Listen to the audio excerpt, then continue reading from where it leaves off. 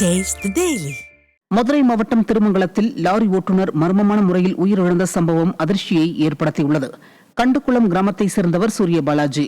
இவர் மரவன்குளத்தில் கோதுமை தவிடு ஏற்றிவிட்டு லாரியை உரிமையாளர் வீட்டில் நிறுத்திவிட்டு வீட்டிற்கு சென்றவர் மறுநாள் காலை வேலைக்கு வந்ததாக தெரிகிறது.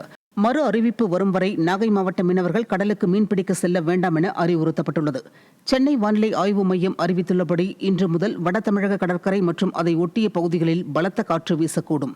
எனவே விசைப்படகு மற்றும் நாட்டுப்படகு மீனவர்கள் இன்று முதல் மறு அறிவிப்பு வரும் வரை கடலுக்கு மீன்பிடிக்க செல்ல வேண்டாம் என அறிவுறுத்தப்பட்டுள்ளது. மதுரை மாவட்டம் திருப்பரங்குன்றம் அருகே புதிய கிரஷர் குவாரி அமைக்க எதிர்ப்பு தெரிவித்து குவாரி உரிமையாளரை முற்றுகையிட்டு பொதுமக்கள் வாக்குவாதத்தில் ஈடுபட்டனர். கடந்த 6 மாதங்களுக்கு முன்பு விடியா திமுக அரசு அனுமதி அளித்த நிலையில் குசவப்பட்டி கிராமத்தில் தனிநபருக்கு சொந்தமான இடத்தில் புதிய கிரஷர் குவாரி அமைக்கும் பணிகள் நடைபெற்றது. இதற்கு எதிர்ப்பு தெரிவித்து பெண்கள் உள்ளிட்ட 100 பேர் பணிகளை தடுத்து நிறுத்தினர். மிக ஆழமாக மண்ணை தோண்டி பாறைகள் உடைக்கப்பட்டால் விவசாயம் பாதிக்கும் என்றும் பணிகளை தடுத்து நிறுத்த வேண்டும் அல்லது விளம்பர திமுக அரசே தங்கள் இடத்தை எடுத்துக் கொள்ளலாம் என மக்கள் வேதனை தெரிவித்தனர். அம்மா 5 வட்டம் மழை பெஞ்சாத்தே இந்த இருக்க வெள்ளாமல் விளையி அதை இப்போ குவாரி வச்சு தண்ணி கம்மாக்கி வர விடாமல் மறிக்கிறாங்க. அது மறிச்சா நாங்கள் சட்டி முட்டி அள்ளிக்கிட்டு தெருவழியை ஓனாத்தே அதை நீங்கள் தான் எங்களுக்கு கேட்டு கொடுக்கணும். நாங்கள் படிக்காதவங்க அவங்களுக்கு படித்தது வாசி எல்லாமே வாங்கிட்டு வந்து தோண்டிக்கிருக்காங்க. ஏற்கனவே ஒரு பையன் சின்ன கடகுல விழுந்து இறந்து போனியான். இப்போ யாருமே தவண்டது தெரியாது. இந்த கடங்கூரம் எனக்கு செத்தாத்தே. அதுக்கு நீங்கள் பாதுகாப்பு கொடுக்குறீங்களா இல்லை இந்த இருக்க வயக்காடை விற்று அவங்களே எடுத்துக்கோங்க, கவர்மெண்ட்டே எடுத்துக்கோங்க.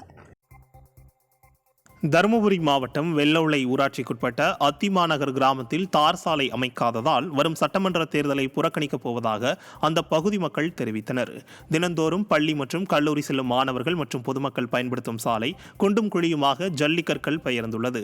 இதனால் மழைநீர் தேங்கி பலரும் விபத்துக்குள்ளாகி வருகின்றனர்.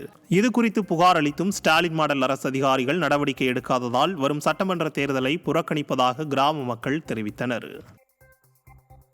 இந்த மாதிரி நாங்கள் பல டைம் ஓரி அடி பார்த்து இதெல்லாம் பண்ணி பார்த்துட்டோங்க. லாஸ்ட் டைம் நாங்கள் இப்போ கலெக்டரேட்டில் கொடுத்துட்டு வந்துக்கிறோங்க. இது நடவடிக்கை எடுக்கலன்னா நாங்கள் என்ன பண்ண போகிறோங்க, சாலை மறியல் பண்ண போகிறோங்க.